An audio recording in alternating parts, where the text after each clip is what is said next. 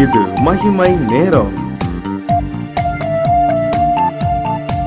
பிதாவாகிய தேவனாலும் கர்த்தராகிய இயேசு கிறிஸ்துவினாலும் உங்கள் எல்லாருக்கும் கிருபையும் இரக்கமும் சமாதானமும் உண்டாவதாக. யோவான் 16ஆம் அதிகாரம் 23, 24 வசனங்களை நான் வாசிக்கிறேன். அந்த நாளிலே நீங்கள் என்னிடத்தில் ஒன்றும் கேட்க மாட்டீர்கள். மெய்யாகவே மெய்யாகவே நான் உங்களுக்கு சொல்லுகிறேன், நீங்கள் என் நாமத்தினாலே பிதாவினிடத்தில் கேட்டுக்கொள்வது எதுவோ அதை அவர் உங்களுக்கு தருவார். இதுவரைக்கும் நீங்கள் என் நாமத்தினாலே ஒன்றும் கேட்கவில்லை. கேளுங்கள், அப்பொழுது உங்கள் சந்தோஷம் நிறைவாயிருக்கும்படி பெற்றுக்கொள்வீர்கள். என் நாமத்தினாலே கேளுங்கள். பிதாவிடத்திலே நாம் கேட்பதற்கு நமக்கு ஒரு நாமம் தரப்பட்டிருக்கிறது. அதுதான் இயேசு என்னும் நாமம். வானத்திலும் பூமியிலும் சகல அதிகாரமும் எனக்கு கொடுக்கப்பட்டிருக்கிறது என்று சொல்லி இயேசு கிறிஸ்து நமக்கு சொல்லி போனார். வானோர் பூதலத்தோர் பூமியின் கீழானோர் யாவருடைய முழங்காலும் முடங்கும், எல்லா நாவும் அறிக்கையிடும் உன்னத நாமம்தான் அந்த இயேசு என்னும் நாமம். நாம் ஜெபிக்கும் பொழுது இயேசு என்னும் நாமத்தினாலேயே நாம் கேட்க வேண்டும். இயேசு என்னும் நாமத்தினால நாம் கேட்கும் பொழுது பெற்றுக்கொள்ளுகிறோம் என்று சொல்லி இயேசு கிறிஸ்து நமக்கு சொல்லி தந்திருக்கிறார். இந்த வார்த்தைகள் அவருடைய சீஷர்களுக்கு சொன்னார். இந்த உலகத்தை விட்டு போகும் முன்பாக அவர்களிடம் சொன்னார், இதுவரைக்கும் நீங்கள் என் நாமத்தை உபயோகப்படுத்தி நீங்கள் கேட்கவில்லை. இனி நீங்கள் கேட்கும் பொழுது என் நாமத்தினாலே, இயேசு என நாமத்தினாலே கேளுங்கள், அப்பொழுது நீங்கள் பெற்றுக்கொள்வீர்கள் என்று சொன்னார். நாம் சீஷர்களுடைய வாழ்க்கையிலே நாம் பார்க்கும் பொழுது இயேசு கிறிஸ்து உயிர் தெழுந்த பின்பு அந்த நாமத்தினாலே அவர்கள் பெரிய காரியங்களை செய்தார்கள் என்று சொல்லி நாம் பார்க்கிறோம். அப்போஸ்தலர் 3ஆம் அதிகாரத்துல ஒரு சம்பவத்தை நாம் படிக்கிறோம். பேதுருவும் யோவானும் தேவாலயத்துக்கு போகிறார்கள். அவர்கள் தேவாலயத்துக்கு போகும் பொழுது அங்க தேவாலய வாசலிலே ஒரு பிறவி சப்பாணி ஒருவரை உட்கார வைத்திருக்கிறார்கள் அலங்கார வாசலிலே. எதற்கென்றால் அங்கே வருகிறவரிடத்திலே அவர் பிச்சை கேட்க வேண்டும். பேதுருவும் யோவானும் போகும் பொழுது இந்த பிச்சைக்காரன் தனக்கு ஏதாகிலும் கிடைக்கும் அவர்களிடத்திலே இருந்து என்று சொல்லி அவர்களிடத்திலே கேட்கிறார், பிச்சை கேட்கிறார். பேதுரு அவருக்கு பதிலாக, வெள்ளியும் பொன்னும் எங்களிடத்தில் இல்லை, எங்களிடத்தில் உள்ளதே உனக்கு தருகிறோம், இயேசு என்னும் நாமம் எங்களிடத்திலே இருக்கிறது, அந்த இயேசு என்னும் நாமத்தினாலே நீ எழும்பி நட என்று சொல்லி கையை பிடித்து தூக்கி விடுகிறார். அவருடைய கால்களும் கரடுகளும் பலன் கொள்ளுகிறது. இயேசு கிறிஸ்து அதுதான் நமக்கும் தந்திருக்கிற ஒரு பெரிய சொத்து, அவருடைய நாமம்.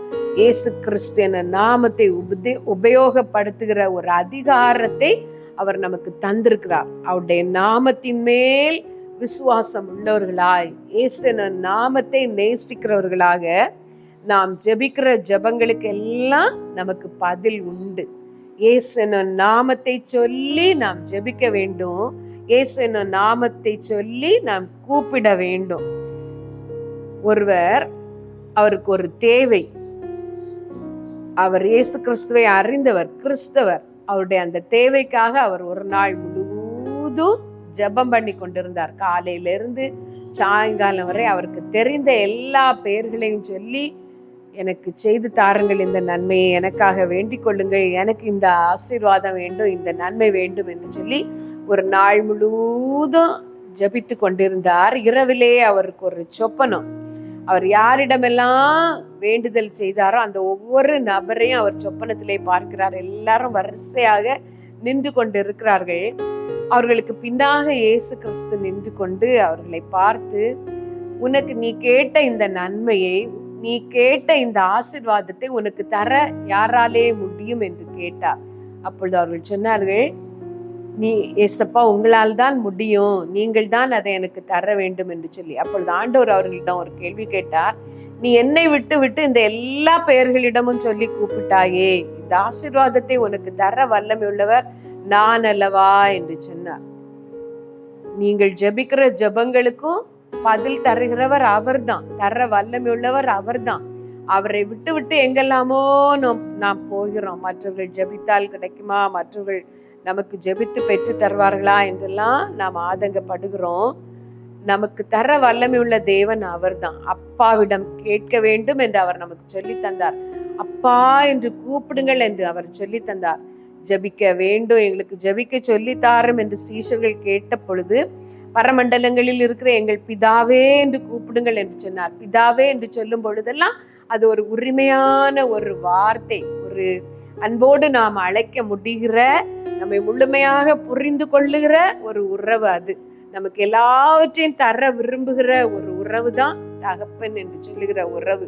தனக்கு இல்லாவிட்டாலும் காரியமில்லை, தான் அனுபவிக்காவிட்டாலும் காரியமில்லை, தன் பிள்ளை நன்றாக இருக்க வேண்டும் என்று நினைக்கிற ஒரு உறவு தான் தகப்பன் என்று சொல்லுகிற உறவு.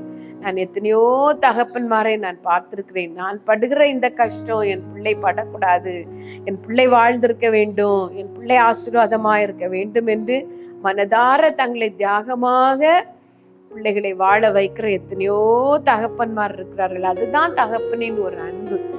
அந்த தகப்பன் என்று கூப்பிட ஆண்டவர் நமக்கு சொல்லி தந்தார். அப்பாவே அப்பா என்று நாம் கூப்பிடும் பொழுதே ஒரு உறவு, ஒரு உரிமை, ஒரு அன்போடு கேட்கிறோம். ஏனென்றால் அவருக்கும் நமக்கு அதை தர பிரியம். அப்படி நாம் அன்போடு நாம் கூப்பிடும் பொழுது நாம் செய்ய வேண்டிய ஒரு காரியம், நேராக அவரிடம் கேட்க வேண்டும். அப்பாவிடம் கேட்க, சித்தியிடம் அத்தையிடம் சொல்லி நாம் கேட்போமா? அத்தை சொன்னால்தான் அப்பா கேட்பார்கள் என்று நாம் போவோமா? இல்லை.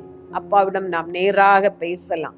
நீங்களும் அப்படிதான். என் நாமத்தினாலே, நாமத்தை கொண்டு நீங்கள் கேளுங்கள், இயேசுவின் நாமத்திலே நீங்கள் கேளுங்கள். இந்த சீஷர்கள் அந்த சப்பானிக்கு இயேசுவின் நாமத்தினாலே நீ எழும்பு என்று சொன்ன பொழுது அந்த சப்பானி எழும்பி நடந்தான். இந்த சுகம் எப்படி உண்டாயிற்று என்று கேட்ட பொழுது பேதுருவும் யோவானும் பதில் சொன்னார்கள், அவருடைய நாமத்தை, இயேசுவின் நாமத்தை பற்றும் விசுவாசத்தினாலே, இயேசுவின் நாமமே நீங்கள் பார்த்து அறிந்திருக்கிற இவனை பலப்படுத்தினது.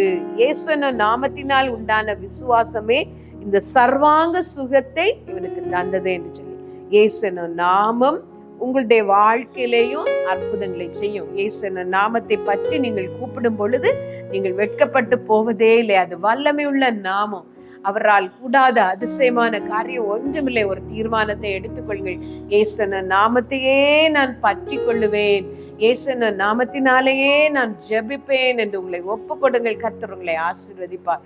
சர்வ வல்லமையுள்ள எங்கள் நல்ல தகப்பனே, இந்த உன்னத நாமம், இந்த மேலான நாமம் எங்களுக்காக தரப்பட்டிருக்கிறதுக்காக உமக்கு நாங்கள் நன்றி சொல்லுகிறோம்ப்பா.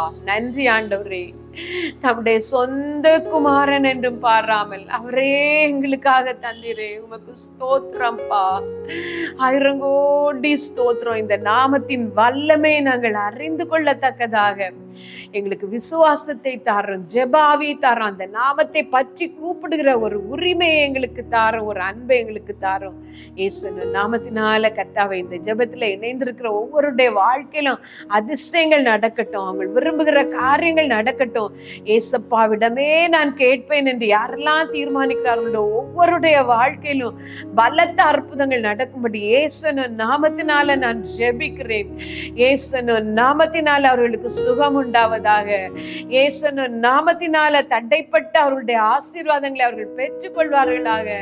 இயேசுவின் நாமத்தினால் அவர்கள் குடும்ப வாழ்க்கைகள் ஆசீர்வதிக்கப்படுவதாக.